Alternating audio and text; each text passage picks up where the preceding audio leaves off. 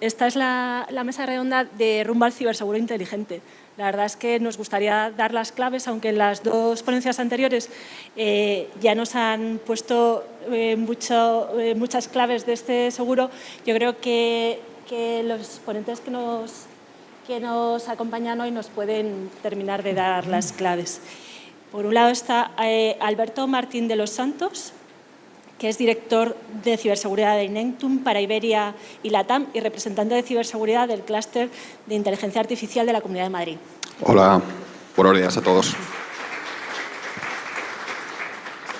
Tenemos a José Romero Salvador, CEO del sector asegurador, que es un comparador de seguros con una rama especializada en ciberriesgos y es formador de inteligencia artificial en hacking y procesos digitales. Y también contamos con Diego Montojo, que es especialista en ciberseguros con años de experiencia en suscripción en reputadas empresas del sector. Como suscriptor de ciberriesgos en Stoic Iberia, es un experto en gestión de riesgos y evaluar soluciones innovadoras y disruptivas avanzando hacia el futuro del ciberseguro inteligente. Encantado. Si os parece, nos sentamos y empezamos a comentar. Mi primera pregunta, y esta sí que sería para vosotros tres, sería ¿qué tecnologías emergentes está teniendo mayor impacto en la transformación del ciberseguro? Habíamos hablado de inteligencia artificial, pero también estaría la parte de Big Data, blockchain. ¿Cuál consideráis cuál es la más disruptiva a medio plazo? Bueno, pues no sé si empezar yo. Lo primero, dar las gracias a la organización por tener la oportunidad de estar aquí. También vengo en representación del clúster de IA de la Comunidad de Madrid. Y bueno, lógicamente, si vengo en representación del clúster de IA, pues voy a hablar de IA, ¿no? En este caso, ¿no? Obviamente, desde un punto de vista de lo que es la inteligencia artificial, tanto predictiva como generativa, no es que vaya a suponer una transformación, sino que actualmente ya la está suponiendo, ¿no? De hecho, se lleva utilizando de manera operativa bastante tiempo y bueno, es cierto que luego hay otras tecnologías, ¿no? Blockchain, como has comentado, por ejemplo, donde la compañía en la que trabajo, Inetum, pues también es especialista y lógicamente puede aportar mucho valor, pero desde un punto de vista de la rapidez de transformación, para mí la IA es fundamental. Sí, como he comentado antes, al final hay mucha tecnología encima de la mesa, pero que afecte especialmente al mundo del ciberseguro y a la seguridad de las empresas. Creo que la inteligencia artificial es un gran disruptor ahora mismo. Son nuevos vectores de ataques, hay un montón de opciones encima de la mesa que tenemos que estar preparados. Las empresas tienen que estar preparadas. Y además, todo esto unido al volumen de datos que hay encima de la mesa. Cualquiera tiene acceso a datasets enormes disponibles para cualquiera. Y todo esto al final es un poco el cóctel perfecto, ¿no?, al que tenemos que estar preparados. Y yo, por el lado asegurador, estoy totalmente de acuerdo con Alberto y José. Nosotros ahora mismo lo que vemos es que la IA es lo que permite que los ataques sean más sofisticados, sean más frecuentes. También hace que la respuesta y la detección sea más sofisticada y, por lo tanto, es lo que está revolucionando un poco los procesos que tenemos en cuanto a respuesta a incidentes. Y sobre todo porque es lo que está en boca de todos nuestros clientes también. Tenemos muchísimos clientes que están interesados en implementar la IA y no deja de ser un activo adicional que también puede estar expuesto. Parece que la IA sí que es la tecnología a medio plazo. En ese sentido, Alberto, me gustaría profundizar algo más en la inteligencia artificial. ¿Qué papel juega la inteligencia artificial en la detección y prevención de amenazas en tiempo real? ¿Cómo se está aplicando ya en entornos empresariales y aseguradores? Bueno, pues es una pregunta interesante y un poco larga de explicar, ¿no? Digamos que desde un punto de vista de la aplicación de la IA yo veo tres aspectos fundamentales. Por un lado, desde la parte operativa es cierto que ya estamos aplicando la IA de manera recurrente desde hace tiempo, como comentaba, no solamente la IA generativa, sino también la IA predictiva, porque lo que son herramientas y soluciones de detección de amenazas, bueno, pues la IA predictiva ya lleva un tiempo. Antes eran análisis estadísticos, ahora es la IA predictiva la que nos está ayudando, ¿no? No sé si muchos conocéis o no, por vuestro bagaje técnico, que lo que son las herramientas de detección de intrusión, por ejemplo, en el puesto de trabajo, ya no son pues, los típicos antivirus que teníamos, ¿no? Basados en patrones de firmas, sino que ahora pues, bueno, hay una serie de herramientas que lo que tratan es de detectar la amenaza antes de que ocurra, ¿no? Basado en comportamientos, en situaciones que se están produciendo a nivel de memoria, a nivel de disco, etc.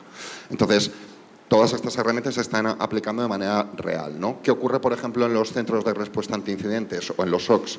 Pues que esto lo que está provocando, el uso de estas herramientas está provocando que la pirámide que existía tradicionalmente en un SOC, de lo que es un típico nivel 1 grande, con mucha gente, luego un nivel 2 de analistas y un nivel 3 de expertos más pequeño, pues se está convirtiendo en un rombo. ¿Por qué? Porque la parte de nivel 1 pues ya no necesita tanto personal, ¿vale? Necesita menos personal porque hay muchas más herramientas para ser más eficientes, ¿no? Y al final tenemos que considerarlo de esta manera eficiente. Por no extenderme mucho más, hay otros dos puntos que son importantes de tener en cuenta. Otro es el uso, vamos a decirlo, no por parte de vosotros, que seguro que lo estáis haciendo muy bien y en vuestras empresas, pero el uso descontrolado, desorganizado por parte de los usuarios de la inteligencia artificial. Este punto también está afectando de manera muy importante en lo que es la seguridad dentro de las compañías, porque al no estar bien organizado, pues está, bueno, digamos que proporcionando información a ciertas plataformas de manera, como decía, descontrolada. Y lo último, que yo creo que es importante desde un punto de vista de inteligencia artificial, como hablábamos, es quizá, sobre todo en las compañías quizá de mediano tamaño o de gran tamaño, pues lo que es la puesta en marcha de un sistema de gestión de inteligencia artificial, ¿no? Esto se está hablando poco y es muy importante porque cubre muchos aspectos para gestionar correctamente la inteligencia artificial. Tiene 4 pilares y uno de ellos, de los 4 pilares, uno de ellos es exclusivamente de seguridad, ¿vale? Entonces yo creo que, por no extenderme mucho más, estos son los puntos principales que desde el clúster vemos, ¿no? Muchas gracias. Ahora querríamos ver esa parte de inteligencia artificial en el sector asegurador. Y digo, desde tu punto de vista, ¿cómo se utiliza en una insurtech como Stoic la inteligencia artificial para redefinir la propuesta de valor del ciberseguro? ¿Qué ventajas ofrece esto frente al modelo tradicional de las pólizas que tenemos? Bueno, nosotros en Stoic, como comentaba un poco mi compañero Ramón antes, intentamos dar un valor añadido centrándonos sobre todo en la prevención. No somos solo una empresa que intenta responder y transferir el riesgo, ¿no? Sino que intentamos ofrecer herramientas de prevención. Cuando un cliente contrata una póliza con Stoic, una de las cosas que le damos es acceso a una plataforma que llamamos Stoic Protect, y esta herramienta es puramente de prevención. Tiene 3 módulos de detección de vulnerabilidades, uno es externo y otro es del directorio activo y otro de servicios cloud, y luego adicionalmente tenemos un servicio de phishing, de módulos de phishing.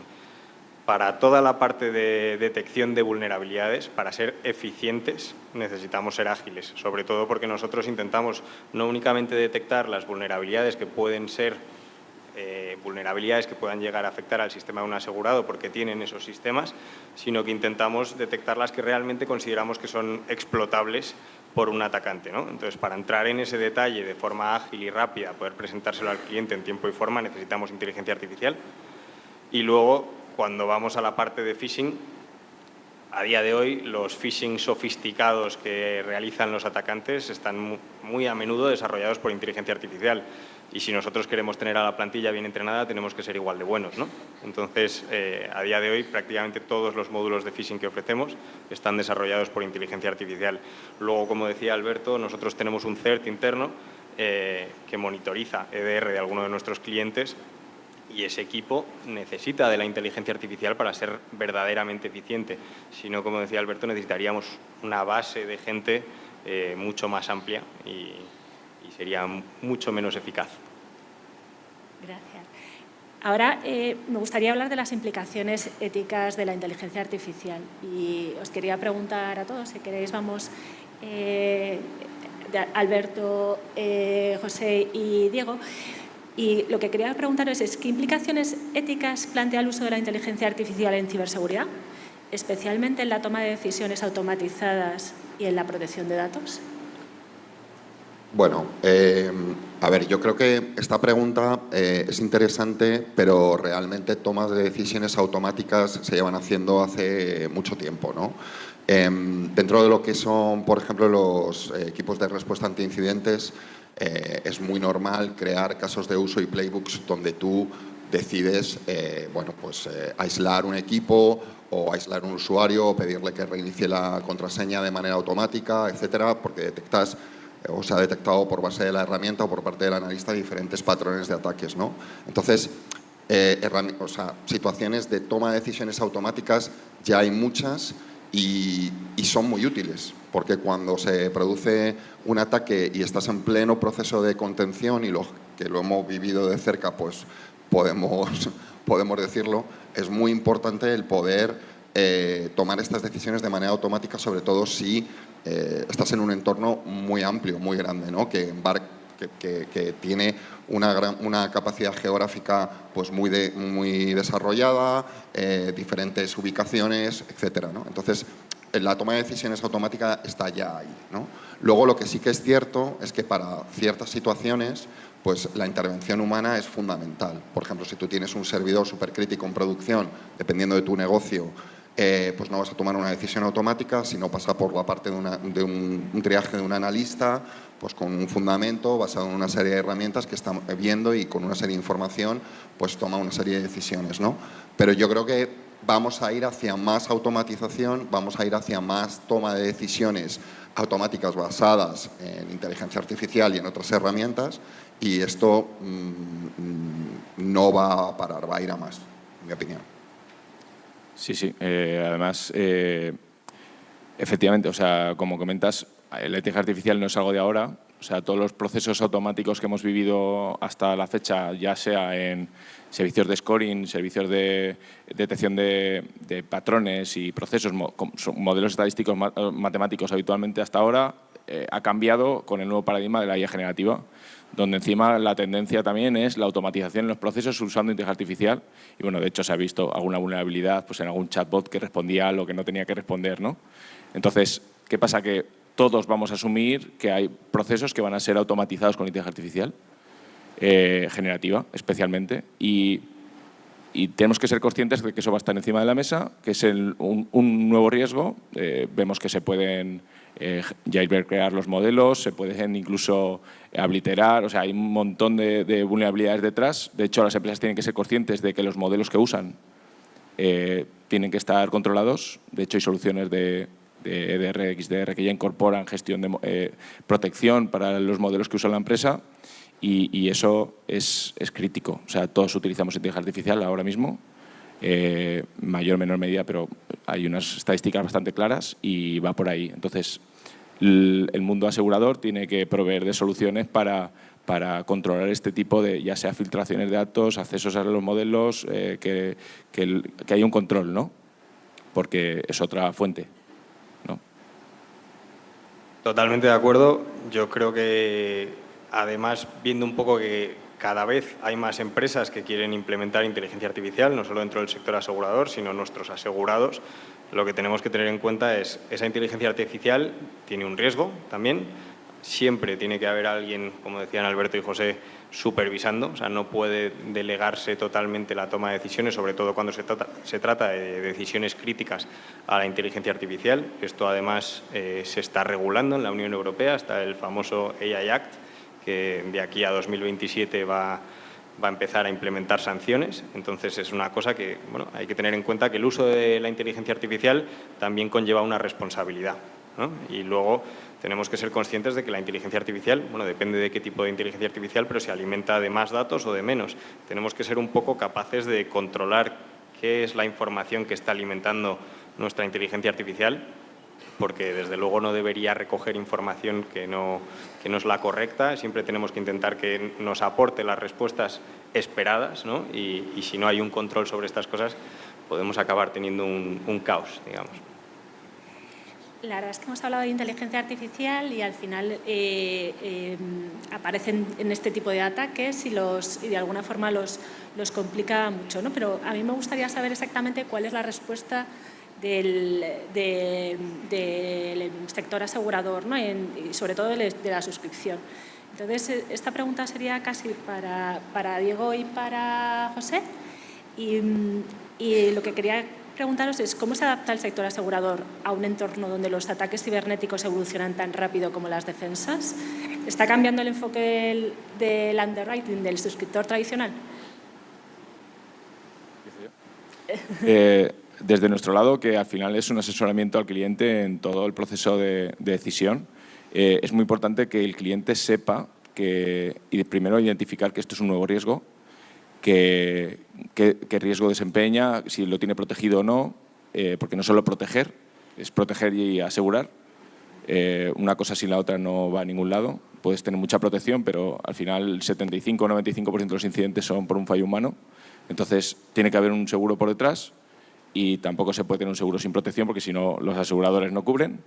Entonces, la inteligencia artificial al final es otro punto más que hay que preguntarle al cliente qué está usando, cómo lo está abordando y buscar soluciones innovadoras en el mercado que incorporen inteligencia artificial en el mundo asegurador, ¿no? Para saber cómo se comporta el producto, en este caso el ciberriesgos, respecto a el uso y consumo de inteligencia artificial y los riesgos que conlleva. Nosotros desde el lado asegurador yo diría que hay dos cosas que tenemos que tener en cuenta cuando hablamos de tecnología. En primer lugar, estamos, como decís, en un entorno muy cambiante cuando hablamos de ciberseguridad y por lo tanto yo creo que la aseguradora no puede estar lejos de las empresas de ciberseguridad. Nosotros en Stoic intentamos tenerlo interno, tenemos un CERT interno, tenemos gente experta interna, pero también trabajamos con otros partners externos y es muy importante estar cerca porque estar cerca es lo que te permite saber realmente cuál es el riesgo actual que tienen las empresas, intentar predecir cómo va a evolucionar ese riesgo en los próximos años y de esta forma, bueno, al final nosotros ofrecemos pólizas anuales, ¿no? Yo el riesgo que estoy asumiendo ahora no es el mismo que voy a tener dentro de 6 meses, por lo tanto tengo que hacer una labor de predicción. Para estar preparado tengo que estar educado en ciberseguridad. Y bueno, luego además hay tecnologías que nos ayudan a obtener información que antes no podíamos tener. Si pensamos en un escáner externo un poco bueno, exhaustivo, que aporte detalles reales, a lo mejor esa información que me aporta el escáner externo es mucho más útil que la que me aporta un cuestionario tradicional, ¿no? Y cuando hablamos de ciberseguros tenemos que tener en cuenta que es algo que cuesta vender a menudo, porque la gente no lo entiende. Todo lo que yo pueda utilizar para obtener mejor información más útil para mí, sin molestar demasiado al cliente, siempre es bueno, ¿no? Entonces tenemos que intentar estar al día de cuáles son las tecnologías, tanto por el lado de los riesgos como por el lado de las oportunidades. Muchas gracias. Hablamos de la respuesta ante los incidentes, ¿no? Al parecer, hablamos de inteligencia artificial, parece que está todo automatizado, pero yo entiendo que todavía la intervención humana es necesaria, ¿no? Entonces, ahí os quiero preguntar a todos sobre qué facilita la automatización, cómo facilita, la automatización una respuesta más rápida y eficaz a los incidentes cibernéticos. ¿Qué nivel de intervención humana sigue siendo imprescindible? Bueno, a ver, obviamente cuando se produce un incidente, ¿vale? Y se forma el comité de crisis, estamos hablando de un incidente importante, ¿no? Y se activa el comité de crisis, lógicamente son personas las que forman parte del comité de crisis. No hay una inteligencia artificial que tenga un puesto dentro del comité de crisis, ¿no? Pero sí es cierto que, como comentaba antes, algunas de las decisiones ya están pretomadas, por decirlo de alguna manera, ¿no? Es un poco raro esta palabra, pero bueno, pretomadas en el sentido de se han tomado decisiones anteriormente dentro del comité para bueno, pues que algunas actuaciones se realicen de manera automática. Pongo un ejemplo muy sencillo. En una multinacional, cuando se produce un ciberataque grande, Normalmente la multinacional, lógicamente, pues tiene ubicaciones en diferentes países, ¿no? Una de las cuestiones es, si se está produciendo en un país y hay conexión entre diferentes países, pues es aislar al país del resto de países, ¿no? Esto que desde un punto de vista de ciberseguridad es relativamente fácil decirlo, ¿no? Voy a aislar al país. Desde un punto de vista de negocio es muy problemático, ¿no? Entonces, estas decisiones las van a seguir tomando personas y en el comité de crisis va a seguir habiendo personas desde un punto de vista legal, desde un punto de vista de comunicación, desde un punto de vista técnico, de producción, etcétera, ¿no? Luego, lo que pasa es que por debajo sí que hay una serie de decisiones automatizadas, ¿no? Desde un punto de vista, por ejemplo, mismamente de cómo se están realizando los mecanismos de recuperación ante desastres, ¿no? Entonces, hay una parte automatizada que, como comentábamos antes los tres, va a ir a más, pero la toma de decisiones dentro de un ciberincidente va a estar siempre, yo pienso, pues dirigida por personas. Sí, o sea, vamos, más claro imposible. A ver, al final yo creo que el riesgo ante un ataque lo tiene el que menos preparado está. Entonces, hay un dato muy fuerte que a mí me encanta siempre recordar, que es el 99% del tejido empresarial en Europa son pymes y son las que menos recursos pueden destinar y las que menos protegidas están. Entonces, esto es así. Y ante un ataque, pues un ransomware que te deja bloqueada la empresa y no puedes responder, pues necesitas un equipo que te dé soporte, ¿no? En ese momento. Y yo creo que allí es donde el mundo del ciberseguro aporta. No solo ya a nivel de protección, de, por supuesto, pérdida de beneficios o cualquier otra cobertura que puedas tener, sino esa respuesta en ese momento. Porque es crítico para el empresario, ahí está la pérdida del negocio. Y creo que la automatización ahí, o sea, sí que es bien que hay monitores de alertas y falsos positivos y el mundo de la ciberseguridad siempre está ahí monitorizando. Luego hay soluciones que ya incorporan una capa más a nivel de seguro, pero creo que es importante, ¿no?, que esa respuesta en momentos críticos sea humana, porque las variables que hay detrás son muchas, con diferentes paradigmas, como comentabas, y al final las respuestas son únicas, ¿no? Casi siempre protocolizadas, pero el tener apoyo en ese momento para una pyme es crítico porque la respuesta en tiempo y forma correcta hace que su supervivencia pase del 60 o más, ¿no? Entonces es crítico en ese sentido. Una vez más, o sea, totalmente de acuerdo. Al final hay que saber identificar cuáles son las ventajas de la inteligencia artificial, la capacidad de detección que tiene, de detectar anomalías, ¿no? Y bueno, pues por supuesto tiene que haber decisiones automatizadas. Es lo que va a permitir, al fin y al cabo, pues que respondan mejor los equipos de respuesta de ciberseguridad. Pero luego la clave finalmente es pues que si pensamos en la inteligencia artificial como una única persona, en cierto modo, un único cerebro, bueno, pues probablemente en una gran empresa no se permitiría a un único cerebro tomar una decisión crítica, ¿no? Alberto hablaba de un comité de crisis, pues se tiene que hacer un poco lo mismo, ¿no? Entonces es importante que estén las personas.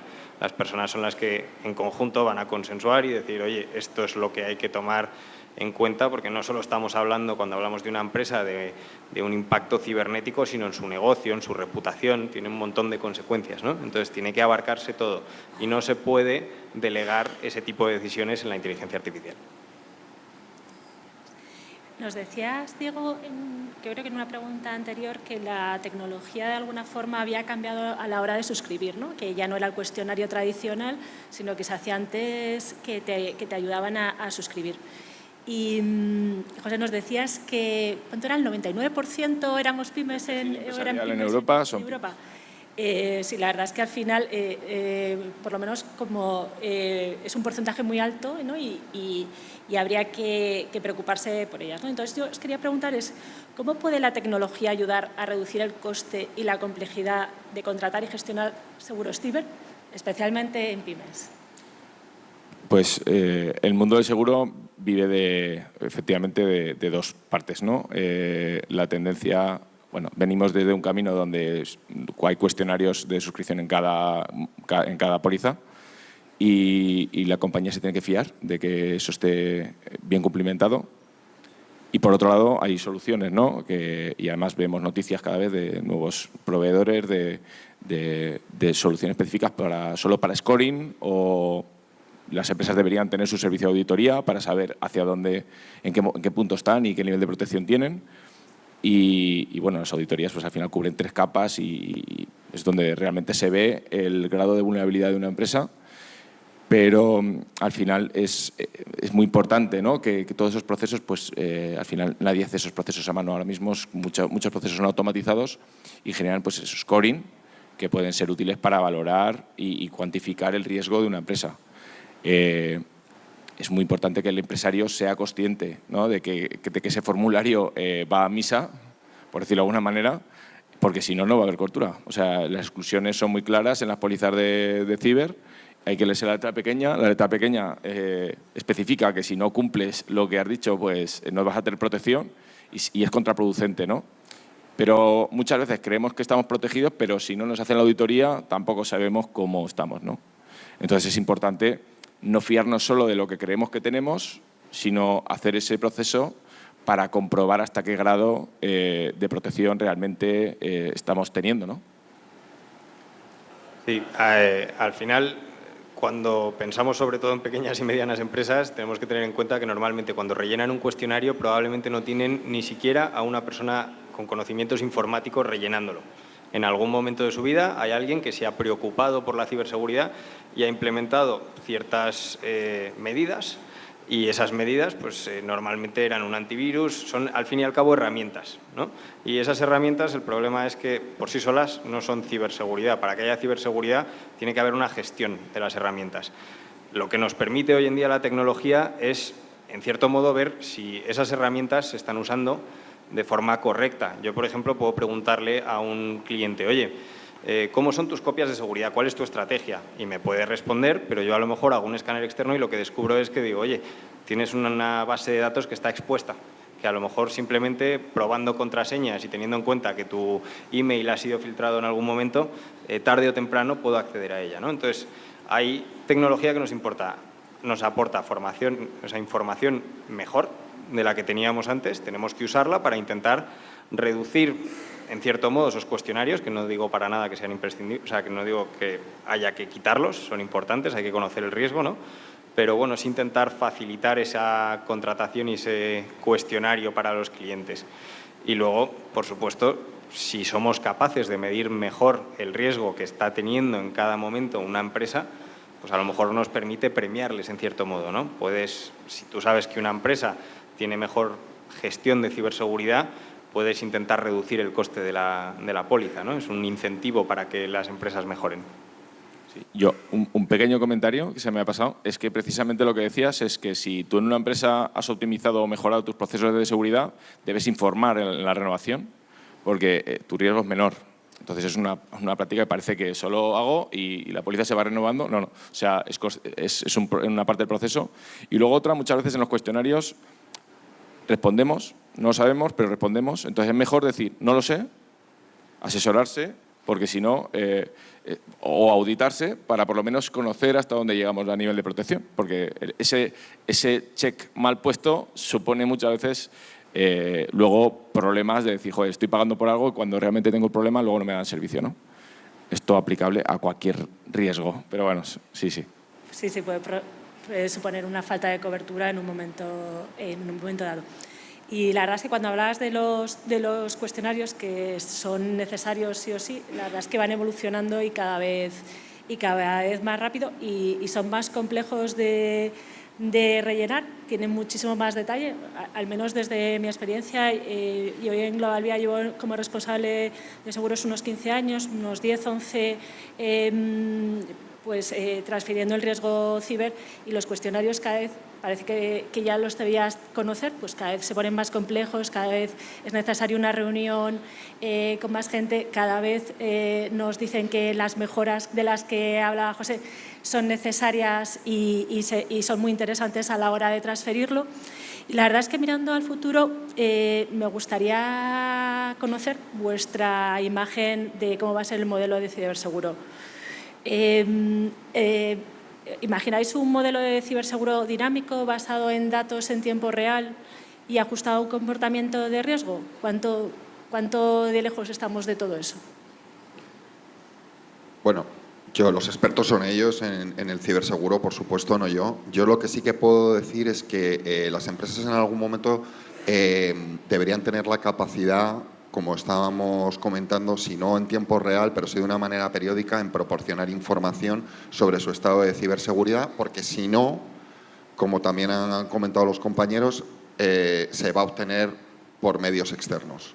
Entonces es mejor que la proporciones tú de una manera fehaciente, aunque al nivel que puedas, dependiendo del tipo de compañía que seas, de una manera regular. No sé si instantánea, pero de una manera regular. Desde el lado de la mediación, al final, todas las empresas tienen contextos diferentes en cada momento de su ciclo de vida de empresa y sus necesidades cambian. Cambian porque hay empresas que escalan, hay empresas que abren nuevas sedes, hay empresas que están expuestas a nuevos riesgos, hay empresas que destinan nuevos presupuestos anualmente a mejorar su protección. Hay un montón de escenarios diferentes y creo que si el escenario ideal, que eso ya lo dejo en manos de las aseguradoras, es el scoring, por lo menos no a tiempo real, pero por lo menos proporcionalmente evolucionando en el tiempo y que las primas se adecúen al riesgo de la empresa. Para eso están los cuestionarios y para eso están los informes y las auditorías, pero sí que incluso aportar esa auditoría previa, decir, oye, mira, yo he sido auditado hace poco por tal, he cumplido estos checks como valor adicional al formulario, ¿no? Decir, oye, me preocupo por la seguridad, si bien son procesos muy matemáticos detrás para calcular el riesgo y asignar un importe en la póliza, pero sí por lo menos tener en cuenta esos factores como proactivos. Igual que en un seguro de hogar pones una alarma y te baja el riesgo, pues en un seguro de ciber, pues tener protocolos o lo que fuera, pues que eso disminuyera también el riesgo de la empresa. Sí, yo creo plenamente en que el futuro es un seguro dinámico, ¿vale? Nosotros creo que estamos un poco en el primer paso de eso, que ahora lo explico, pero en definitiva, para llegar a un punto en el que realmente la póliza sea dinámica y un scoring sea a tiempo real, requiere trabajo de todos, ¿vale? Por un lado, la aseguradora, como decía antes, tiene que estar muy de la mano de la ciberseguridad para entender cuál es el posible scoring, qué es un 100 de 100, ¿no?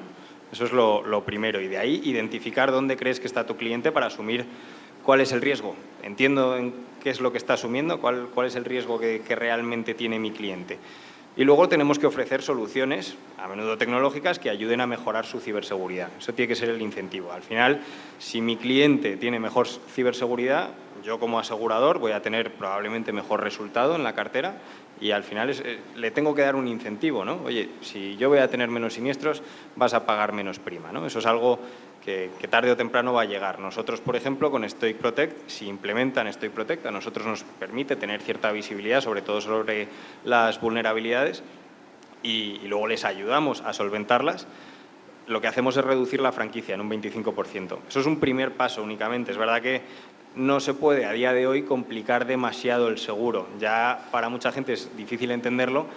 Dinamizarlo por completo y decirle que su prima va a ser constantemente cambiante sería probablemente un lío muy grande para muchas empresas y a lo mejor lo que conseguiríamos es que nadie contrate una póliza de ciber, ¿no? Pero según el mercado lo vaya entendiendo, los brokers lo vayan transmitiendo mejor, que pues muchos lo saben hacer ya, pero no todo el mundo es experto, ¿no? Y nosotros mejoremos la oferta, tarde o temprano acabará siendo dinámico. Pues muchas gracias. Estas serían todas las preguntas desde aquí. No sé si a lo mejor dar la oportunidad que si hay alguna pregunta. Sí, muchas gracias. Sí, si nos levantáis la mano, nos dejamos siempre 2 o 3 minutitos para que podáis hacerle alguna cuestión. Así que si queréis preguntarles algo, sentíos libres. ¿No? Una, bueno, 2, de repente 2. Ahí voy. ¿Por aquí, ¿verdad? Hola, buenos días. Mi pregunta es más cómo veréis el desarrollo de la IA con la entrada de la computación cuántica de aquí a 5 o 10 años. ¿No creéis que esas decisiones que habéis estado hablando de que las tomarán, las decisiones importantes al final acaban tomando los seres humanos? ¿No creéis que eso a lo mejor se reduce en un alto grado con todo este desarrollo de 5 a 10 años? Pues Muchas gracias. has abierto un melón que ahora mismo es difícil de responder en poco tiempo, ¿vale? Te comento que también trabajo en la parte de tecnologías cuánticas en Inetum, ¿vale? Y ahora mismo efectivamente hay una parte además específica de ciberseguridad aplicado al desarrollo de las tecnologías cuánticas, muy enfocado en lo que es la transmisión de claves, por no entrar en ello. Lo que sí que es cierto es que cuando la tecnología cuántica, que no va a funcionar como muchos esperan que va a funcionar, sino que tú la vas a utilizar como un servicio, ¿vale? La inteligencia artificial se ponga a correr, tus procesos de inteligencia artificial se pongan a correr encima de tecnologías cuánticas, lo que va a ser es todo muchísimo más rápido. Pero no más rápido porque la computación cuántica sea más rápida, sino porque paraleliza todo, ¿no? Entonces, es difícil de contestar en una cuestión, pero va a transformar para mí, por eso he dicho que has abierto un melón importante, va a transformar todavía más la tecnología cuántica a la sociedad que lo está haciendo la inteligencia artificial. Muchas gracias. Es un buen titular ese. ¿Había alguna pregunta más por aquí? Sí. Hola, ¿qué tal? Buenos días. No, solo era para Diego que desarrollara un poquito más lo del seguro dinámico, que me parece muy interesante, y a ver cómo afecta eso al futuro de los ciberseguros. O sea, yo al final lo que creo está en el interés del asegurador que sus clientes tengan buena higiene cibernética, ¿vale? Cuando hablamos de siniestros de ciber, generalmente pueden llegar a ser muy grandes, ¿no? O sea, realmente para muchas aseguradoras es difícil ser rentable. Entonces está en el interés de la aseguradora premiar la buena higiene cibernética. El problema es que premiarlo a día de hoy es difícil. Únicamente se puede hacer al principio, cuando analizas el riesgo, ¿no? Decides, bueno, pues este riesgo me interesa más, por lo tanto estoy dispuesto a llegar a una prima más baja, ¿no? A lo largo del año, el problema es que la gran mayoría de las aseguradoras se olvidan de la ciberseguridad. Lo que están es para responder, nada más, ¿no? Si nosotros utilizamos las nuevas tecnologías, ofrecemos soluciones que ayuden a controlar el riesgo a lo largo del año, sí podemos medir en cierto modo si el riesgo está cambiando o no.